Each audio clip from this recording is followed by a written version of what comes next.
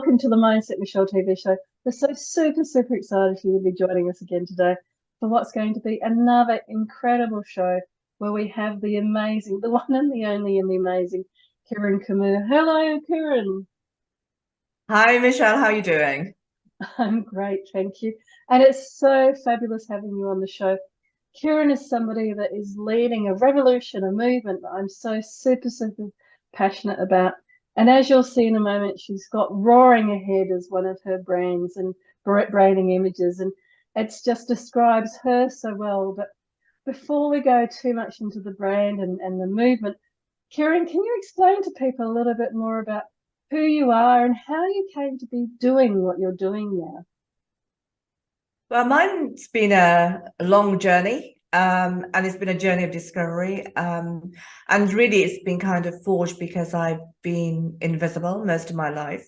I had a troubled upbringing with my father. I had a difficult marriage and hence left my husband at 52. And I lost my mother in 2017, and she was a very powerful, passionate, and influential person who is really the reason behind why I have set up my company and named it Roaring Ahead. Roaring Ahead came out of the fact that my mother used to call me Sher, which is lion in Hindi. She used to say, I'm a Sher. And even though I would get quite emotional when I say it, because I'm so kind of still in touch with my feelings about my mother. And it reminds me of why, or this company reminds me of why I'm doing what I'm doing and why I'm forging ahead. And really from my own personal struggles and professional struggles, never mind my personal struggles. I totally believe in rising to the top and swimming, being a sign. I'm a Piscean, so it's either sink or swim, and it's definitely not sinking is definitely not an option. So swimming, and hence I describe myself now as a self-empowerment advocate. And Roaring Head came out of that, you know, in terms of that self-belief, the fact that you have to move on, you have to empower yourself, and I'm really on a mission now to empower other women because of my own struggles, being a woman of being a woman of color, being a woman of a certain age, all of those reasons, I feel it's my purpose in life now to empower women, and not just empower women regardless of background and class, culture, creed, etc. It's also empowering the older woman as well, those that are forgotten in society. And really, I'm on a mission about changing societal ageist and narrative on the older woman, and bringing them into becoming more visible, as I am, really. I really love that. I hear it's such a beautiful story about your mother calling you Sure and how Roaring Ahead has come out of that, and that being a woman and being a woman of color and your history and the challenges both within your family, your marriage, and within your professional sphere as well have led to you now really stepping forward and setting up this business around empowering women, and especially empowering older women to feel empowered and to be able to be seen, to not be invisible. With such a big, audacious, global kind of goal like that, I'm interested then for you, the person, what does success look like for you today? Actually, it's quite interesting, Michelle, what you've just said. That is such a global, huge mission. And it is, the vision is bigger than myself, and I realize that. But success is not just about the destination. Success is also about what you achieve on the way. So I've discovered for myself that every step that I take, that every change that occurs, and also every milestone that you actually reach is a success in itself. And I think people need to take that away, because we think, oh, I've got a goal of, I don't know, winning or making $1 million. But you forget that $1 million could be 3 years down the road, and you go, well, I haven't achieved it. And it's not about that. It's about the journey. How do you achieve it? Because as you grow, as you take each step, you grow.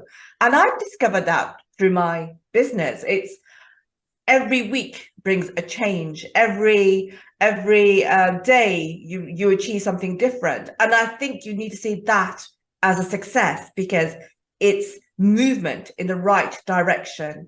And you can't be kind of feeling kind of glum about it. It's just part of the process, and you need to take that on board. And that's a hard one for me to say because I'm the most impatient person on the planet, I believe. Well, and you know, you've shared with me about how you know you want to be at the top and you want to be successful. So, hearing that success actually means enjoying and kind of smelling the roses along that journey is really, I think, a wonderful balance to that. You know, I must achieve, I must get to the top, but also recognizing that success can be those little steps, the steps along the pathway to that journey, because to get to that $1 million, you know, it might be, well, success this week is getting $10 and then $100 and then 1,000 and exponentially building up. I know that many Absolutely. people watching and hearing you speaking may be thinking, well, with this kind of, you know, global success and becoming a global brand, what sorts of tips and suggestions do you have to share that they too, they can feel empowered? So what suggestions might you have for people watching to be empowered? I think for me, it's really taking on board and promoting my own journey because only from my journey can I can share authentically what is I've gone through. So the tagline of my business is be brave, be strong, be empowered. And I get emotional about it because you have to be brave. So if I'm giving a tip, is that you've got to be brave. You've got to take the challenge on. You've got to be strong enough to stand up for what you believe in. And part of being empowered is having the resilience because we have so many knockbacks in life. I mean, I've had more than my fair share, right? More than my fair share. But when you get knocked down, like I have, you know, at one point in my life, I had nothing. I just felt I was going to lose everything. And you just have to have the self-belief and you have to have the resilience that whatever comes your way, you're going to come back up. I mean, it's like one of those, you know, bouncy clowns that, you know, you flatten and then rise up again. You know, the one I'm talking about, the toy, is exactly that. So it's having that resilience and being brave and being strong, being courageous and being persistent because you've got to see your vision and you've got to believe in it because only when you believe in it can you go for it. And I think those are really, really the key tips. And that's what I base my whole business on because it's been my journey. And I want to share that with other people, but I also want to empower them in the same way by using those fundamental kind of pillars, really. Wonderful. And, you know, be brave, be strong, be empowered. They're wonderful taglines. And I guess I also hear in them like a self-affirmation that you've come to. So they're in a sense your power words. Do you have something to share about how you came to those words for yourself? You know, you're sharing that it's about your journey, but what is it in particular about those words so that other people that are watching can perhaps, if they're thinking about, well, what are my power words? What are my kind of three themes that I want to have in my life? So how did you come to accept or identify that those words were connecting with you? I think it's kind of when you kind of face kind of adversity and you have a period of reflection, then you kind of reflect, okay, so where am I going? What have I encountered? Where am I, you know, what's next? And then you reflect on your journey. And it was those three words. It was like, yes, I've had to be brave to kind of confront all the challenges that have come my way. I've had to be strong to stand up again, you know, and then only by that do you then become empowered? Because then you start to believe in yourself. And part of my journey has also not just been in my head, it's also been physical, like, exercising, eating the right diet. But certainly exercising, because I do boxing. I'm 59 like next month, and I do boxing. And I that makes me stronger in myself and makes me feel more confident. And I think those kind of things that works for you, because those worked for me. That's my individual journey. But it's whatever works for you, whatever 3 words or 4 words come into your head, those are the things that you should build your confidence on, your way back, your journey, your business on. And I think that's what it's all about. For me, it was those 3 words. And yes, every time I look at it, it reminds me of where I came from. And that's really huge, because you have to remember where you come from, because you have to then, that's a way of kind of you know connecting with other people on their journey, because you can then kind of understand where they're from. You have that empathy. And I think that's why it's a reminder for me. Yeah, so I hear the connection between your words and your journey. And I also I'm hearing a little bit, about the boxing and everything, that perhaps the being strong, being physically strong was one of the things that you identified as being as something that you value, and also connects in with what you're wanting to share with people, and the ways Mm. to empower those people.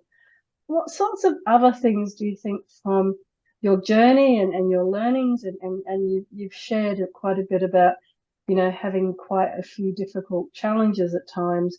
What do you think in those affirmations or in other tools that you've used have helped you to kind of get through those challenges and get back to creating success and being positive about things? I think it's about not letting other things pull you down. It's about rising. And as I said, those affirmations are the key, but also I don't believe in sinking. I believe in swimming, and swimming, Pisces, is about 2 fishes going in different directions upstream. Well, upstream, you're going against the current, right? So hence, you're going against the grain. And I'm very much that. I go against the grain. What people expect me to do, I don't do. I do what I want to do, and that's me. I have this kind of very firm mindset. I have this vision of where I'm headed, and I keep to that. I feel I have a kind of intuition.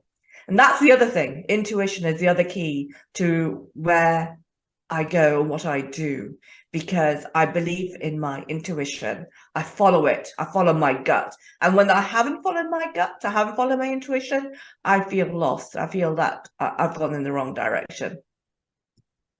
So this is an interesting area, in terms of creating that mindset for success, and where when I was asking about um, how you perhaps got through some of those challenges and back onto track of that positive mindset.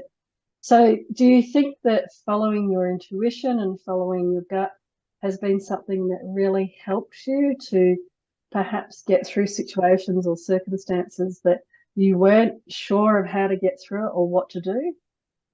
Absolutely. I mean, I'm also a person of faith. So I believe in God. So that's the other thing. So the 3 elements are mind, body, and soul. And those things are the areas that work for me. I'm a spiritual person. I'm also a very practical person. Um, and I also, I don't know if we talked about the body, but in terms of the intuition, yes, because I am spiritual, I do follow my intuition. And when I haven't, as I said before, I really haven't achieved much. But when I realize when the next step is coming, I feel it in my gut. I know what I need to be doing. It just seems to be innate now. And I think when you start to trust yourself and you try to trust your intuition, then things come right. It's quite difficult because you read all about it everywhere. Trust the process, trust your intuition. And it's a journey. That's a journey, because then you may go, oh yeah, I'm going to trust my head. I'm not going to trust my gut.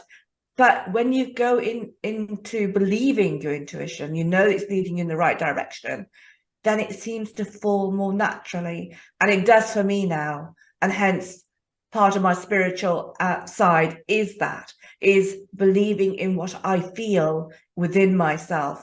And that gives me the direction I'm supposed to be going. And it hasn't, I'll be honest, Michelle, it hasn't proven me wrong now. I'm doing what I need to be doing. I really love you're such a passionate person, Kiran, and I really hear and feel when Thank you're you. talking about, following your intuition and following your gut and your evidence that shows, well, when I've done that and it all works and it flows, and when I don't do that, things are not quite as straightforward. And I Mm-hmm. also love how you bring in that faith. Now, not everybody watching may have a faith or follow a faith, but I think, whatever you may or may not believe in, having some sort of grounding like a faith can actually Mm-hmm. really support you when you are going through challenges and when you are kind of questioning your gut and your intuition and questioning, should I be doing this? Shouldn't I be doing this? Does this make sense? Doesn't it make sense? I know for myself, being a very spiritual person, that when I relax into an issue or relax into a problem, um, because really, at the crux of it, what I'm doing is I'm questioning my intuition, I'm questioning my gut. Um, but what can help me to kind of quieten those voices or that anxiety around, is this really the right thing? Am I really doing the right thing? Is having that connection to a higher self or a higher purpose. And what I can then do, or what I do, is, I surrender it to that higher purpose and trust, and then move forward with trust that I am always taken care of and everything will be all right. And I hear something very similar with you, Kiran, that you're saying that, following your intuition, following your trust, but also handing it over to some kind of higher power and just trusting that you are loved, taken care of, and not to spend all of that time and energy on an anxiety or an area that you may not necessarily be able to control. So doing the bits that you can control and taking those steps forward, but also giving up everything else to a higher power. You put it so eloquently, absolutely eloquently. And I think that's exactly it. Sums it up beautifully in terms of what the process is, It sums up what it is that you feel and then what you need to be doing. My kids, I come out of the bathroom or something, or the bedroom, and I go, I got an idea. And it's because I've had a download, right? I've had something that's telling me this is the way you should be doing it. Or I'll wake up in the morning with a bright spark of an idea.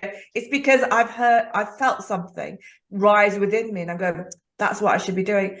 And that's how half of my business has been built. Well, actually, like a whole of my business has been built.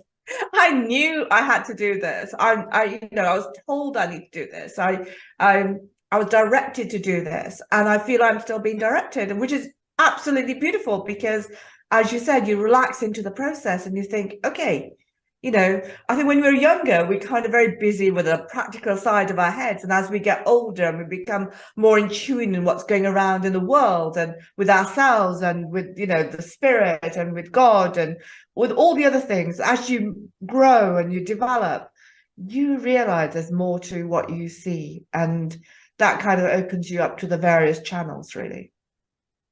I so agree, and it's fascinating because Joan of Arc came to mind just then, and some of and I'm not saying that being a saint or whatever is a completely different thing, but I do think that, when you watch somebody like a Richard Branson or other people that really come across as truly inspired and guided when they're, oh, I think I'll go and set up a record company. I think I'll go and set up an airline.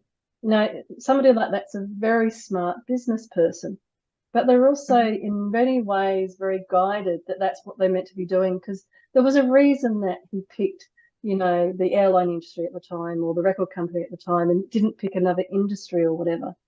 And so Mhm. I think when you kind of break it down, the Joan of Arcs, the Richard Bransons, or any of these types of examples, there's no reason why everyday people and people like ourselves can't be having or aren't having that same sort of guided inspiration about what to do. And I think your point about how you are busier when you're younger, kind of doing outward worldly type of success.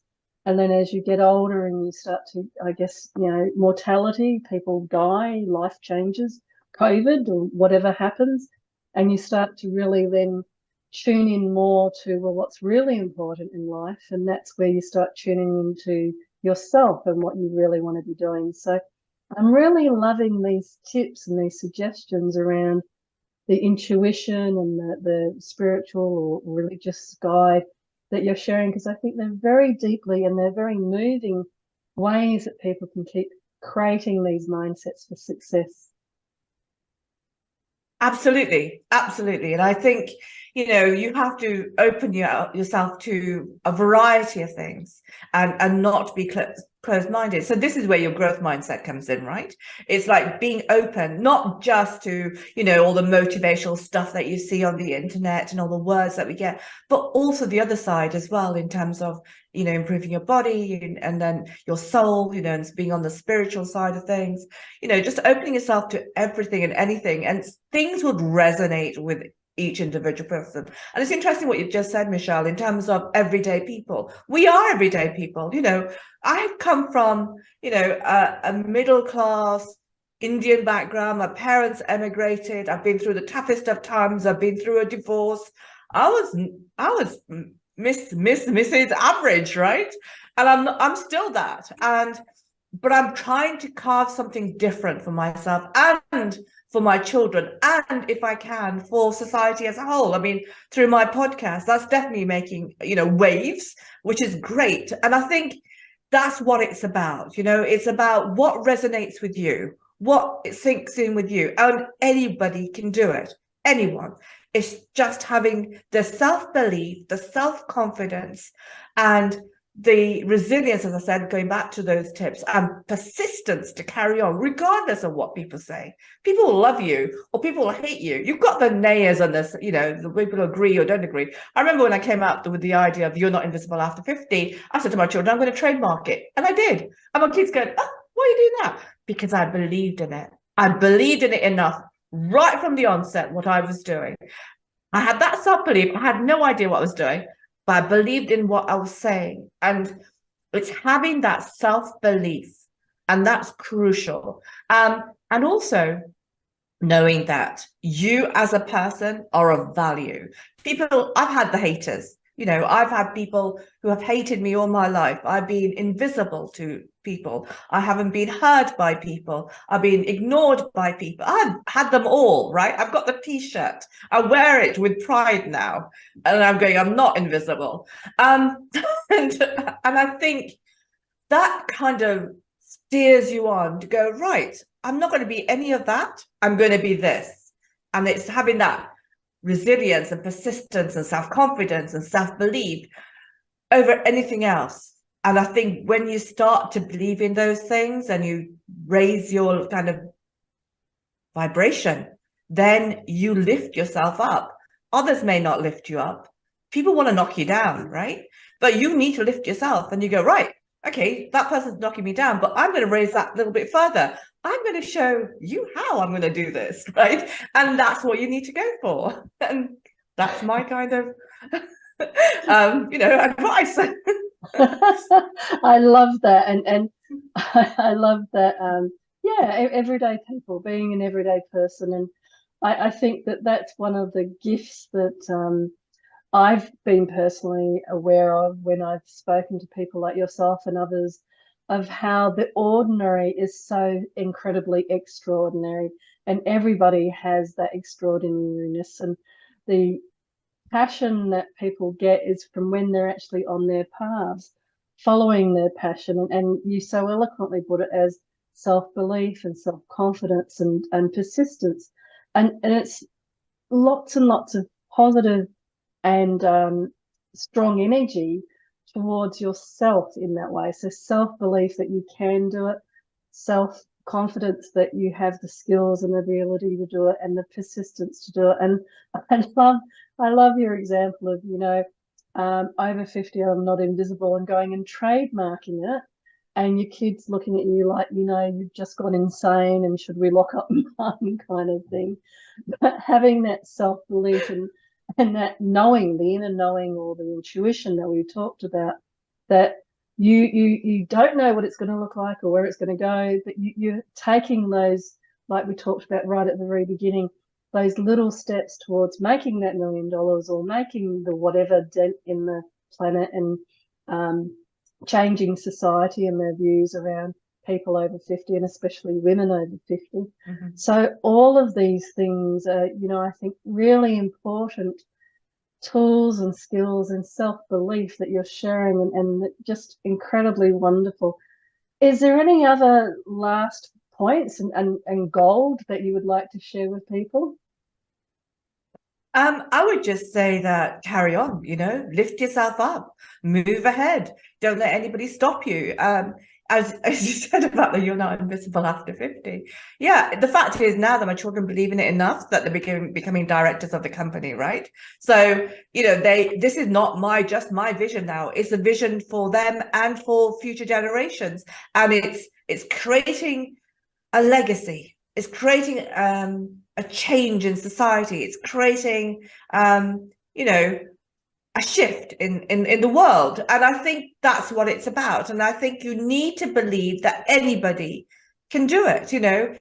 Everybody was ordinary, before they found fame, fortune, they were visible, everybody was ordinary. They were not stars. They weren't born as stars. They became stars in their own right because of their self-belief. And I think that is the important thing. And I think if you believe in yourself, I'm 59, right? I'm 59. I started my podcast 8 months ago. So come on, anybody can do it then, right? So, anybody who's younger, anybody of any age, stature. I'm a woman, I'm a woman of a certain age and, of an Asian background. If I can do it, anyone can do it. What an incredibly empowering message, Kiran. And I really hear how, from me, what I'm taking away is so much about, the ordinary person can be, an everyday person can be an extraordinary person. And extraordinary doesn't necessarily mean, fame and fortune. It can be in any way, but it's actually following your self-belief and so following what you want to be doing in your life and going for it.